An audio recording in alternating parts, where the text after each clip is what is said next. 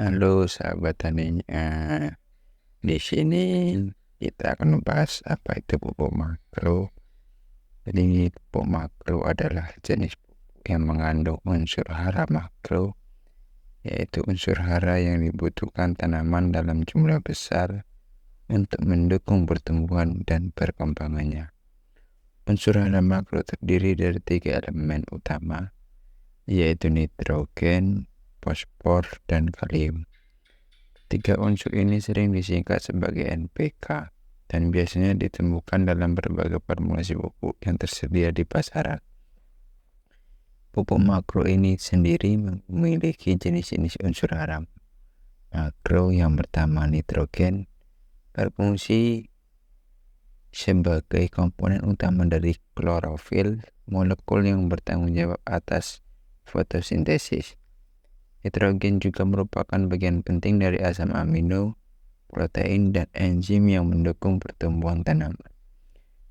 Jadi gejala kekurangan nitrogen yaitu daun menguning, pertumbuhan terhambat, dan produksi buah atau biji menurun. Selanjutnya, fosfor. Fosfor itu sendiri berfungsi sebagai transfer energi dalam tanaman yang terdiri melalui ATP atau adenosine trifosfat. Fosfor juga berperan dalam pembentukan DNA dan RNA serta merangsang pertumbuhan akar dan pembungaan. Fosfor memiliki gejala kekurangan, daun cenderung berwarna ungu atau merah, pertumbuhan akar terhambat, dan buah atau bunga yang kecil dan sempit. Yang ketiga, kalium. Fungsi kalium membantu dalam fotosintesis, regulasi air dalam tanaman, dan sintesis protein. Ini juga memperkuat daya tahan tanaman terhadap penyakit dan kondisi lingkungan yang buruk. Gejala kalium: daun tua menguning dan mati pada tepinya, penurunan kualitas buah, dan tanaman lebih rentan terhadap penyakit.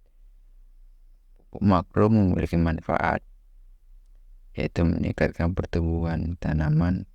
Dengan suplai nitrogen yang cukup, tanaman dapat tumbuh lebih cepat dan lebih hijau.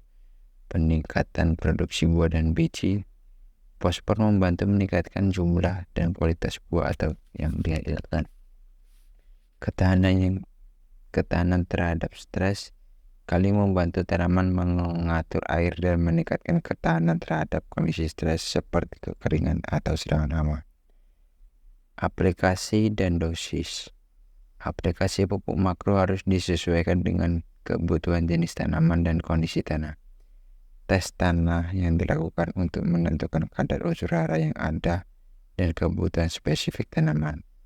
Pupuk makro dapat diaplikasikan dalam bentuk granul atau cair atau bubuk daun, tergantung pada kebutuhan spesifik dan preferensi petani.